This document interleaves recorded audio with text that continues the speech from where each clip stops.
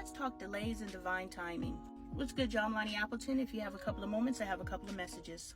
I'm taking Caden to his speech therapy class, and I realize I don't have my headphones. I usually keep one headphone in during his therapy session so that I can work while he does his session. So I turn around and go back to the house to get my headphones, only to realize my headphones are in my pocket. I got a nice little tan sitting out in the sun recording videos. Okay, sun-kissed. Then when we're driving to his therapy class, a dog decides to cross the street. Fortunately, he wasn't in my lane, so I was able to drive past, but all the other lanes were backed because the dog was in the street. And everybody's honking their horns and they're stopped because they gotta slow down, and they're delayed. So many people are out here rushing to get to a job that by the time you get to that job, they will fire you. They don't care about you. We neglect our family for this job. We neglect our friends for this job. We neglect ourselves for this job that will fire your ass at a moment's notice. Let's get some perspective. I get it, the job is a means to an end, but the job ain't the end, you know what I mean? But anyway, the best example I have to be okay with delays is 9/11.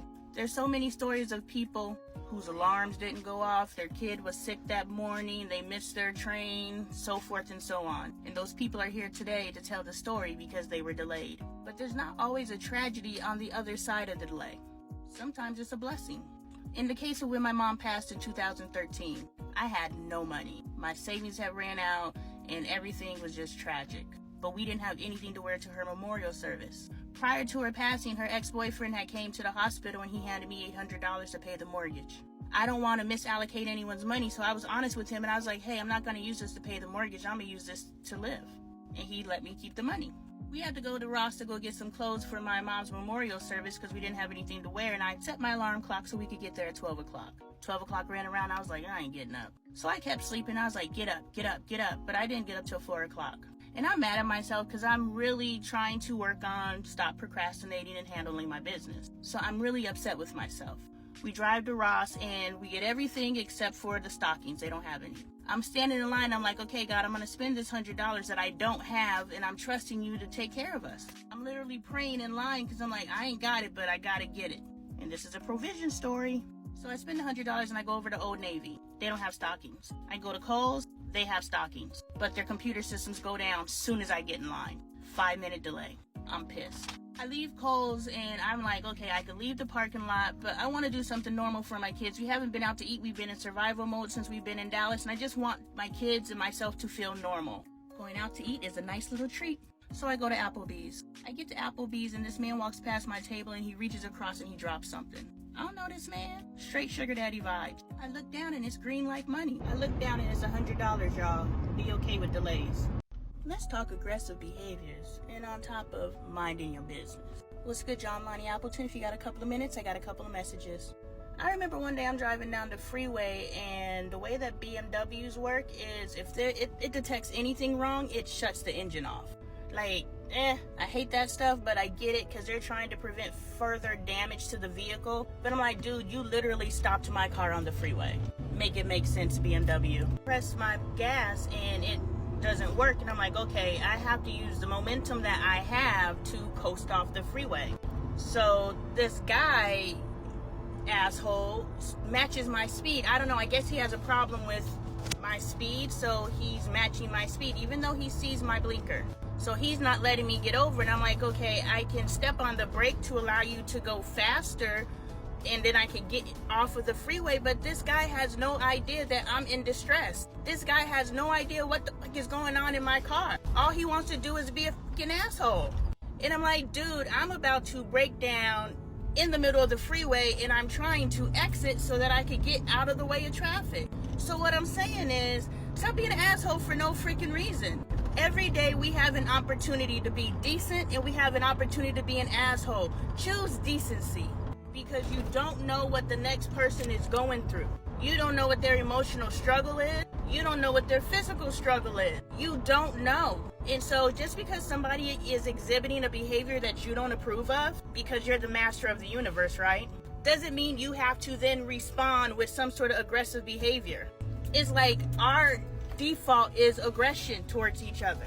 And then we all, same people whose default is aggression towards each other, want to have the conversation like, this world is Yeah, you're a part of that Take yourself out of the equation and just be a decent human being every opportunity you have. And it's gonna take a lot of self-speak. It's gonna take a lot of reminding yourself.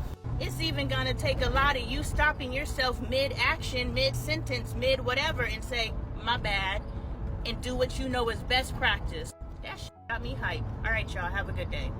I respect this comment and this perspective, but I also think this is an amazing opportunity to expand on this ideology.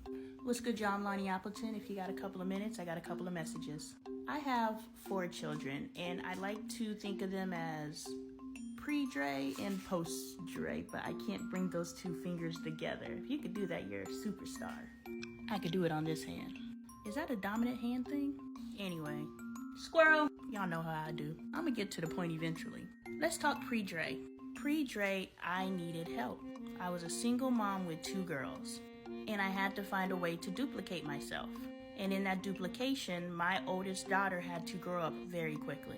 She was 5 years old, cooking her own meals in the microwave. I literally put stars on the buttons that said 1, 2, 3, 4. So she knew 1, 2, 3, 4. So she could cook her own breakfast while I was still getting ready for work. And then when I had my second daughter, it just increased in her responsibilities. See, our kids have to take on responsibilities and become independent a lot sooner than maybe we want them to become independent of us, but we need that in order to duplicate ourselves. Now let's talk post-Dre. That was pre-Dre, this is post. Now I know everybody's significant other isn't like my significant other, but I'm talking about my experience, and maybe it can help. Post-Dre, I have another person who can help me. So with these boys, I can ask, hey dad, can you pitch in and help? That allows my boys to have a childhood a little bit longer than my girls did. That allows my kids to be able to lean on their parents and get that love. This boy in the background, I told him to be quiet, but he ain't listening. No. See, we're so busy and focused on raising up a child so they can be this strong adult. But we're missing all the opportunities to make that child soft. Softness is not weakness. Our culture values hard. Our women are hard. Our men are hard. Our children are hard. Man, I get mad because my kids smile and wave at every damn stranger that walks by. My boys even are like, I love you. Stop. I love me a mean kid. A mean kid ain't getting abducted. These nice ones though, pray over them, y'all. But anyway, we need to work on softening our children. We need to soften ourselves, because being hard is the reason why we can't get along. It's the reason why we see another black woman and we automatically bristle like we got a position. It's the reason why we see black men and we gotta, well, I don't know how y'all respond to each other, but I know a lot of people done died during some dice games. Y'all playing a game and somebody ends up dead. So I respect this perspective and I understand this perspective because it was me. But now that I've refocused the energy on my family, and I want to make sure I'm not missing opportunities to not only make my kids strong, but to also make them soft. And also creating memories.